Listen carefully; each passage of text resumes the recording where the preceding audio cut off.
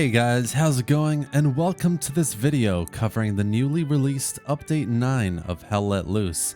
Dev team have been hard at work on everyone's feedback since Update 8, as well as adding in some new additions to the game, which can clearly be seen and felt throughout.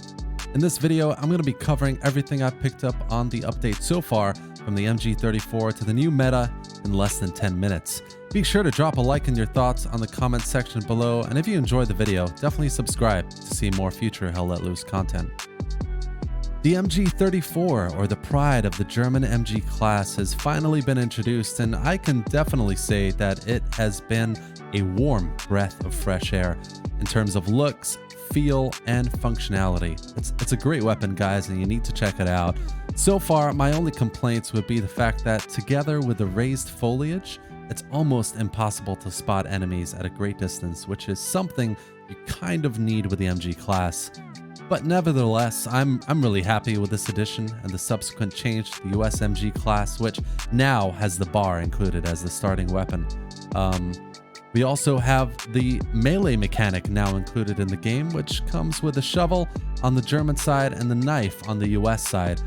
I got my first melee kill yesterday, as I'm sure many of you have as well, and I think you'll agree it's more than satisfying, especially when you get that kill. However, I'm not sure how often it's going to be used, as the overall gameplay kind of mechanic generally of Hell Let Loose means close quarter combat is pretty limited to wheat fields and the interiors of buildings.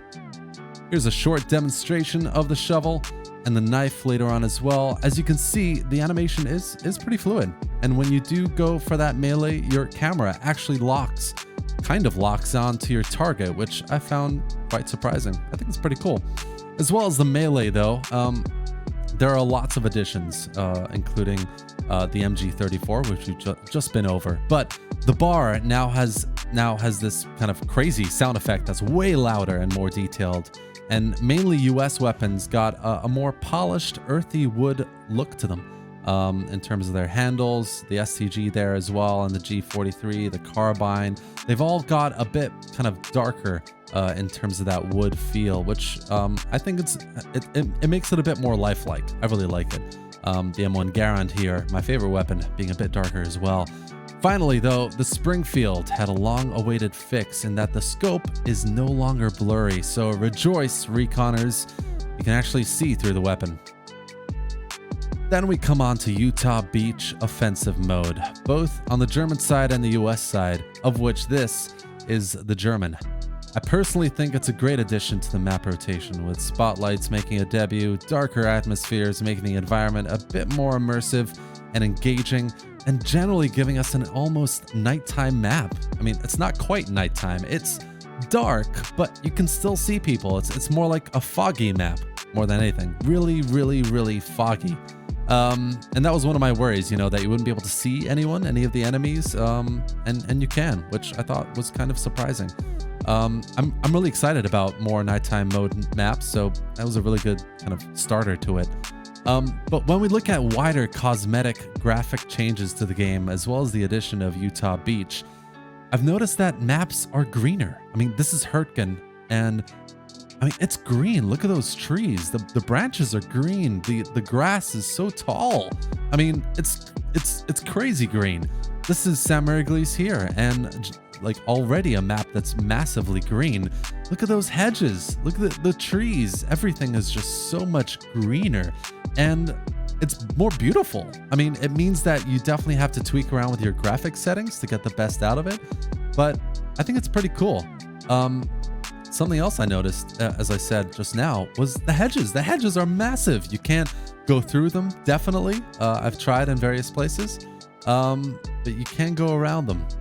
And the rivers have changed as well. Rivers are now a lot more wider, which means instead of shooting and then moving forward, you can actually see where you're going, which it's totally welcome. Rivers are a major factor in this game. Glad they changed it.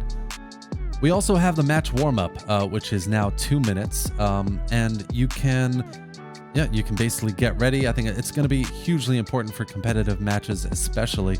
And there's this invisible wall that stops you from going anywhere. There are also some other minor changes as well, including a new start to your menu screen. The enlist page doesn't lag or stutter anymore if that was an issue for you, which it was for me. The deploy page now has a new UI look and feel. Instead of getting that server info, you have spawn locations. You also have the new OP and Garrison sizes for the Germans, which means they're not as easily spottable from a distance, which is really, really important. Admin cam has also been rolled out, which mainly means that people can catch cheaters a bit easily and also be able to spectate comp matches a bit easily as well. We also have the community AA setting, which has been added, as well as the voice reconnect button. And yes, voice issues are still a thing. Barbed wire has received a bit of love. It's now actually functional, in that you go and you get stuck, essentially. There are also finally big meta changes, and I'm going to focus mainly on the garrisons here. I know the nodes have changed in that you can't actually put the same type of node within 50 meters of each other. Super important if you didn't know that. But also, main point here, garrisons are now ninja again. If you have, as I put here, I was the commander in this match. If you have two garrisons on opposing sides of a point you're trying to take, it's insanely OP, and you can set up that almost three-pronged attack on a point, which is, it's huge. It's a huge change to the game. I think everybody's gonna, have a lot more opinions of it in the coming weeks. The more we play it, the more we see how it affects Hell Let Loose gameplay. Overall, I think it's going to be huge, especially for competitive matches. Being able to drop a garrison when you jump on an airhead, it's going to be huge. But anyway, guys, there are also, hundreds of other bug fixes that I won't mention here, as well as the beginning, quote unquote, of the tank overhaul, which I hear is not so much an overhaul as it is just a few tweaks here and there. Overall, though, I think it's a great update. There are a few things that obviously need to be changed. The hotfix hopefully will help that soon. But I really hope you enjoyed the video, guys. Let me know if you like the update, if you think anything is missing, or if you're having trouble with anything. And subscribe to the channel. If you really enjoyed the video, it means a lot to me. And if you want to see more content in the future as well.